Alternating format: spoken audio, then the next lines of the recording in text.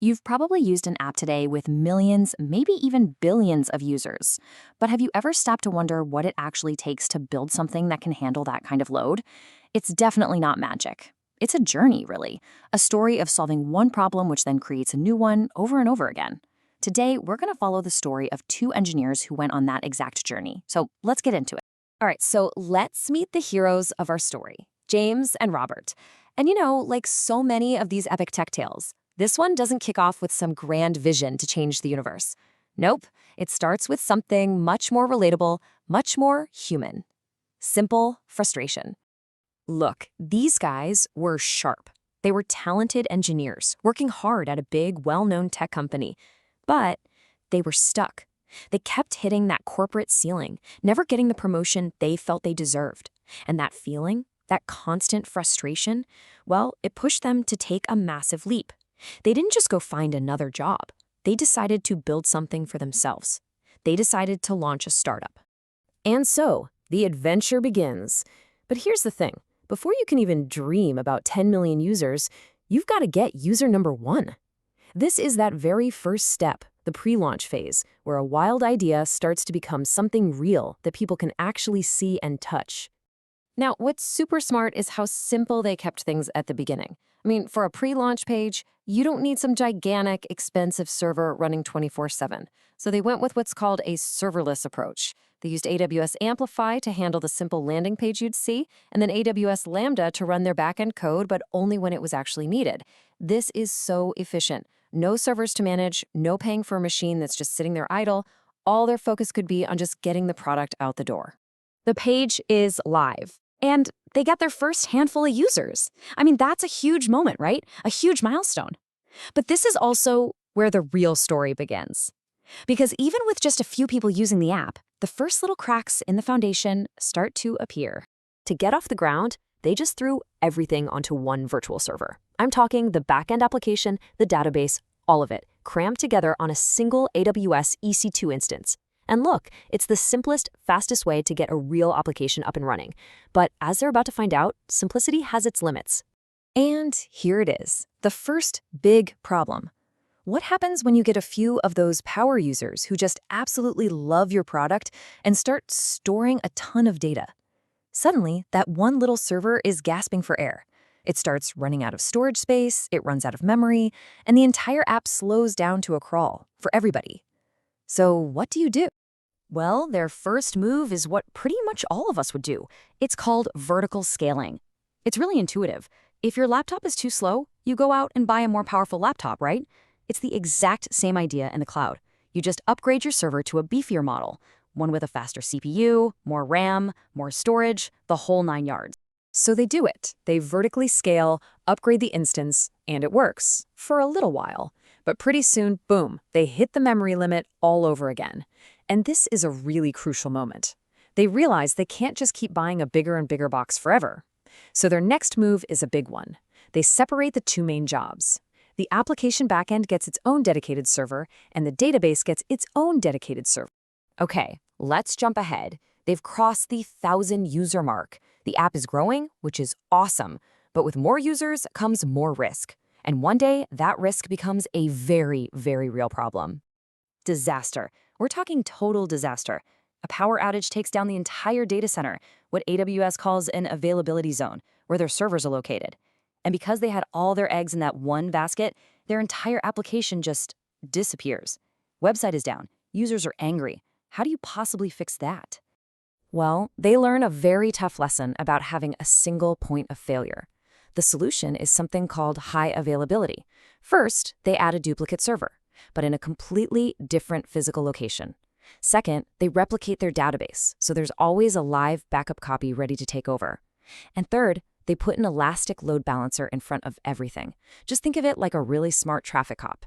It directs users to a healthy server, and if it notices one has failed, it immediately stops sending traffic there. Problem solved? So now their app is resilient. It can take a punch. And that's a good thing, because they're on the brink of some absolutely explosive growth. As they start racing towards 500,000 users, they realize the old strategies, just making servers bigger or having a simple backup, they're not going to cut it anymore. They are about to face a whole new class of problems. Okay, this slide just nails the core choice they have to make. They can keep trying to make their servers bigger and bigger, that's vertical scaling, but you eventually hit a hard physical limit. You just can't buy a bigger computer. The only real path forward is horizontal scaling. Instead of one or two super powerful servers, you build an army of smaller ones and just add more to the fleet as you need them. So how do they pull this off? Well, here's the playbook. First, and this is absolutely key, they have to make their application stateless. That's a fancy way of saying no single server holds on to any specific user's information. All that data, like what's in your shopping cart, gets moved to a shared cache. That way, any server can handle any user's request. Then they start caching popular data to reduce the strain on the database. And finally, they move all the heavy stuff, images, CSS files, to a content delivery network, or CDN, which serves that content from locations all over the world, making the site feel lightning fast for everyone. So, they've scaled. The app can handle the traffic. But now there's a new problem: money. Their traffic goes through the roof during the day, but it's dead quiet at night. To handle that peak, they have to pay for a whole bunch of servers that are just sitting there doing nothing most of the time. This is incredibly expensive. It's just burning cash. So how do they get more efficient? The answer is autoscaling. Honestly, this is the magic of the cloud. They set up rules that automatically add more servers when traffic gets heavy. And, just as important, automatically remove them when traffic is low. This means they only pay for exactly what they use, down to the minute. It is an absolute game changer for their budget. And now, for the final mountain to climb: 10 million users.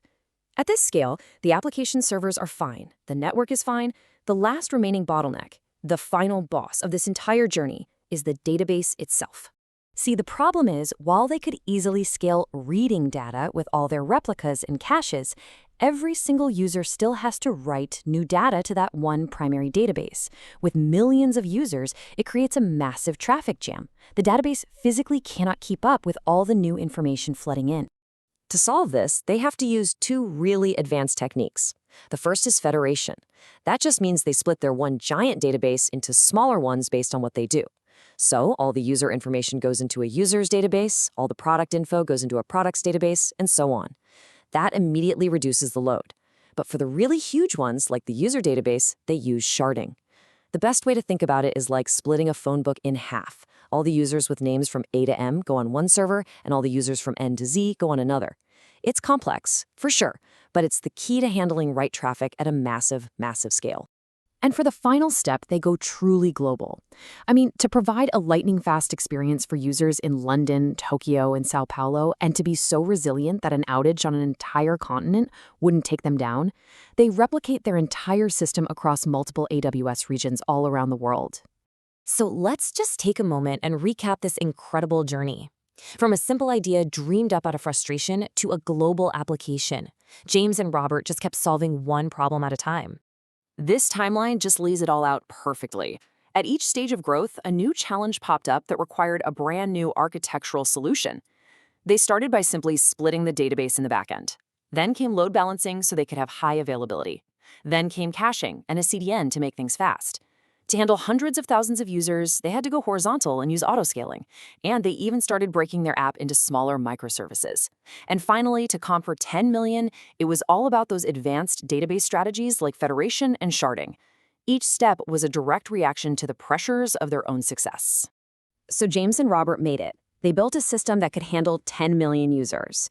And you might think they lived happily ever after, but this is tech. The journey is never, ever over.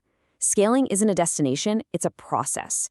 So the real question is, now that they're ready for 10 million users, as they grow to 20 million or even 100 million users, what's going to be the next bottleneck?